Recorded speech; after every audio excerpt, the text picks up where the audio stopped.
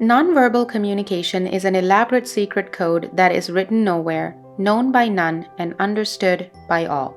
In this video, we will explore 7 types of nonverbal communication and give you some tips on how to improve your nonverbal communication, so you never have another discussion about tone of voice with your family or your partner. Number 1. Facial expressions.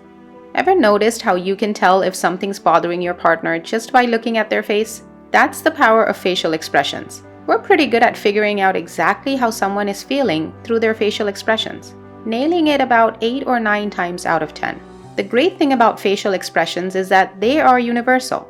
This means a smile means happiness everywhere. Facial expressions are an extremely important type of nonverbal communication. Without them, we'd have to rely on people telling us how they feel. And let's face it, people are awful at really describing how they feel, and people often pretend to be okay when they're not. Number 2. Gestures. Like other types of nonverbal communication, gestures also convey messages, emotions, and intentions without the use of any words. Yet when we see them, we know exactly what they mean. Gestures involve moving a part of the body, especially a hand or head, to convey an idea or meaning. Gestures start early in life, from waving goodbye to sending a flying kiss. As we grow up, gestures get fancier, but they still convey ideas and feelings without words. Remember Robert De Niro's "I'm watching you" gesture in Meet the Fockers? We got the message loud and clear. Number 3. Paralinguistics. It's not just what you say, it's how you say it. Paralinguistics covers voice tone, speed, and pauses. Talking fast? You might be excited or nervous. Speaking slowly, you're probably calm or contemplating. Voice inflections matter too, like an upward inflection for questions and a downward inflection for statements. So paralinguistics helps us understand emotions and meanings beyond just the words we use when we talk. Number 4. Body language and posture. Unlike the previous 3 types of nonverbal communication, this one seems to be something we do spontaneously or automatically. Our bodies naturally mirror our internal emotions without us consciously noticing. In fact, research in this field has shown that our feelings often manifest in our bodies a fraction of a second before we're even aware of them consciously. That's why we do things like crossing our arms when we're not happy with something and feeling defensive, fidgeting when we're uncomfortable or nervous, and standing tall with confidence or slumping when we're tired or afraid. Number 5. Proxemics. This is all about personal space. How we set up and handle our own space and how we understand others' personal space. So here's the deal. When we decide how close or far we want to be to someone during a conversation, we're silently signaling our level of comfort. Some folks prefer having a bit more room, while others are totally cool with getting up close and personal. An important part of proxemics is that it isn't the same everywhere.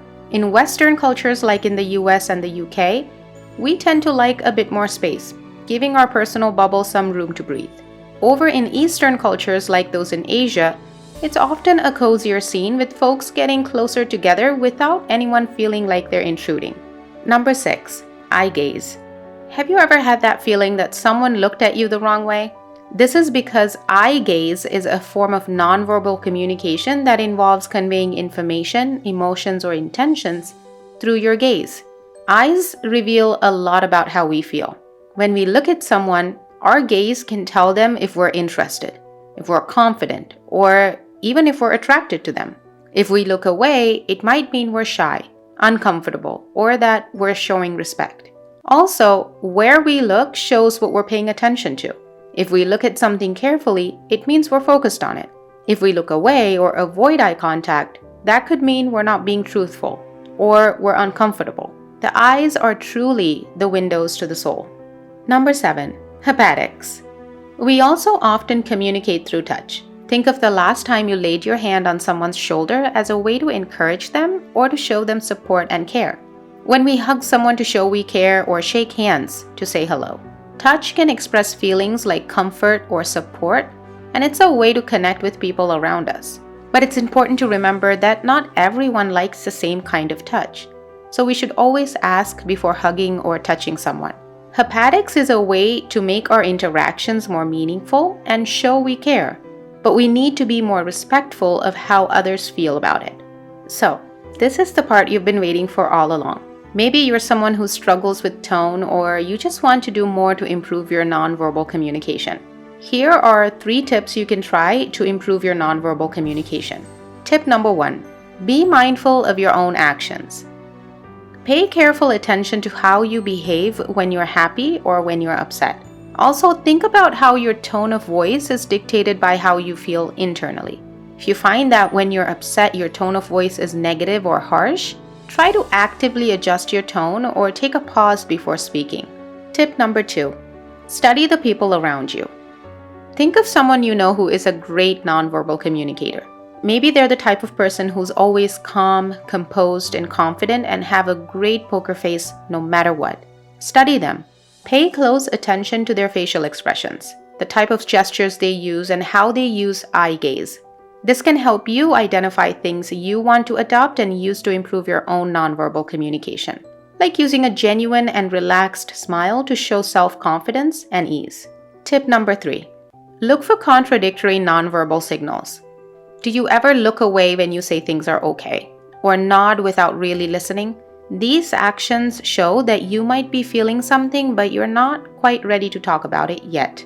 So if you're trying to improve your nonverbal communication or brush up on your ability to read another person's nonverbal communication, pay attention to these incongruencies.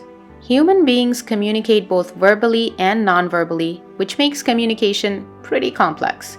If you're someone who struggles with communication, don't feel bad. Mastering effective communication can take time. Hopefully, this video will help you navigate nonverbal communication a little bit better.